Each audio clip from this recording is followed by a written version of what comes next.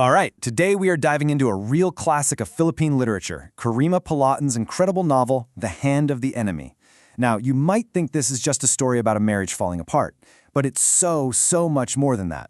It's really a deep, gut-wrenching look at an entire nation having an identity crisis after the war, caught between the old ways and the shiny but often corrupt pull of the modern world. So, let's get right into it. To really get what Polotan was doing, you have to start right here, with this quote. It just perfectly captures the world her novel came out of. We're talking about a time when writing wasn't just, writing. It was a weapon, a response to everything that was happening. The Hand of the Enemy is basically a direct result of this chaos, taking all that disillusionment and all those moral fights of the post-war Philippines and pouring them into this incredibly personal and honestly pretty tough story. Okay, so here's our game plan. First, we'll look at the big picture, a nation's wounds. Then we'll meet the author herself, Kerima Polotan. After that, we'll dig into what the title, Life is the Enemy, really means. We'll meet the faces of the crisis, and then explore the symbols of a torn soul. And finally, we'll wrap it all up with Polotan's unsentimental mirror. All right, Section 1, A Nation's Wounds. We're talking about the post-war Philippine moral battlefield. To get this story, you first have to get the world it's set in. Think the 1950s, the 60s. The Philippines is just reeling from World War II, and it's in the middle of a massive identity crisis. Society was decaying, politics were a mess, and it was like a moral battlefield where everything people used to believe in was just falling apart. And this is where it gets really clever. Polotan uses geography, places on a map, to show what's happening inside people's heads. You've got the province, which stands for tradition, maybe even a certain kind of integrity. But there's a flip side. It's also a place of hopelessness. Then you have the big city, Manila. That's all about ambition, modernity, getting ahead. But it's completely poisoned by corruption. And this constant tug of war between these two worlds, that's the very stage where all the personal drama in the book plays out. So who was the writer who saw all this and put it on the page so brutally, so honestly? Let's talk about her. Section 2, The Author's Clear Eye, introducing Kerima Polotan. Kerima Polotan, what a powerhouse in Filipino literature. You can see right here she was winning major awards pretty early on in her career, and The Hand of the Enemy nabbed a huge Stonehill Award back in '61. But what really made her stand out was her style. It was just so clear-eyed, no sugarcoating. She was brutally realistic and completely unsentimental. She wasn't there to write you a feel-good story. She was there to show you life's harsh, often bitter truths, plain and simple. Okay, next up, Life as the Enemy.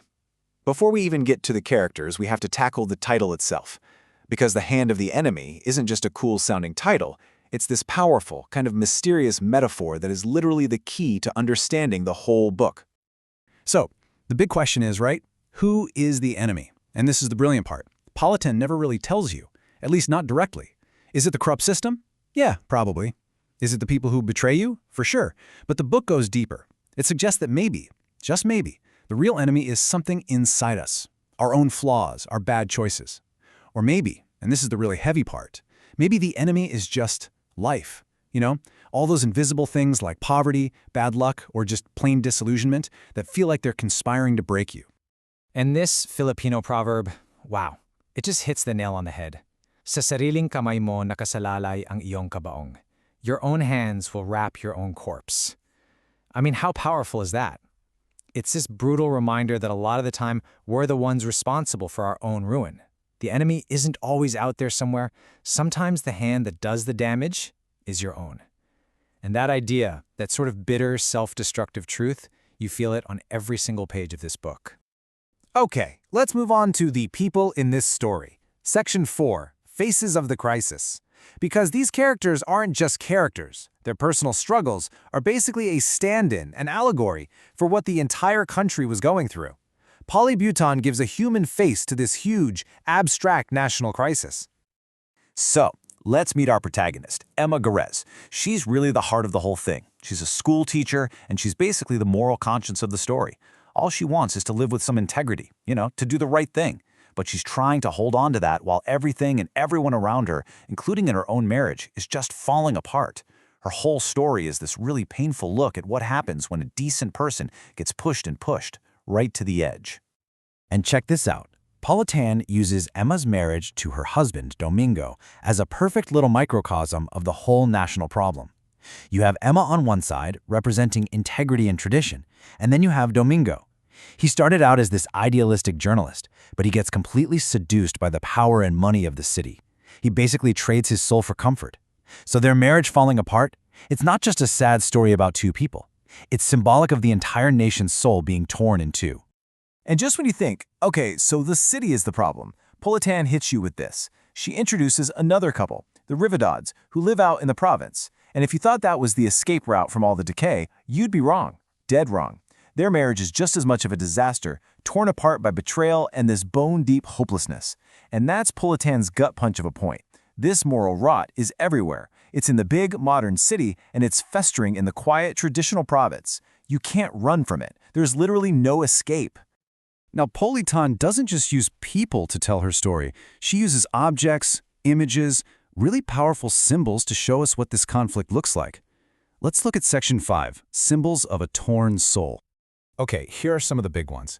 We've already touched on the whole city versus province thing, but look at this other stuff. There's this image that comes up again and again. Emma washing her hair. It's more than just washing her hair. It's like she's desperately trying to scrub away the filth of her husband's corruption and maybe her own guilt. Then there's Nora Casio's injured hand. She's this manipulative character who helps ruin Emma's life, and she literally gets her hand injured. It's like karma, right there in physical form. And this last one is so haunting, the image of an eye splashed on a wall, from a man killed long ago. It's this symbol of guilt that you just can't escape, this violence that stained the country's past. All right, so let's put it all together. How do all these pieces, the people, the places, the symbols, create this unforgettable picture of a nation's identity crisis? This brings us to our final section, Poslantian's unsentimental mirror. So here's the breakdown of how she does it. First, the characters.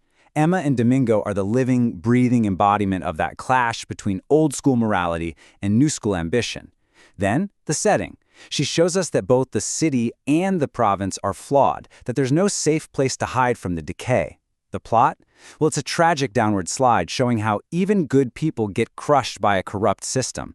And maybe most importantly, that whole mystery about who the enemy is?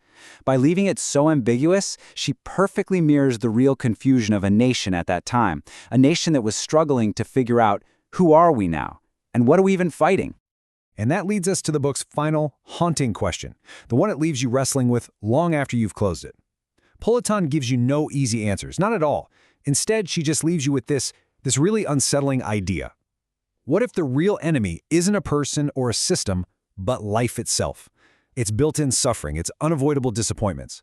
If life itself is the enemy, how do you even begin to fight a battle you know you can't win? It's a question that pushes this story beyond just being a Filipino novel and turns into something truly universal, a timeless look at what it means to be human.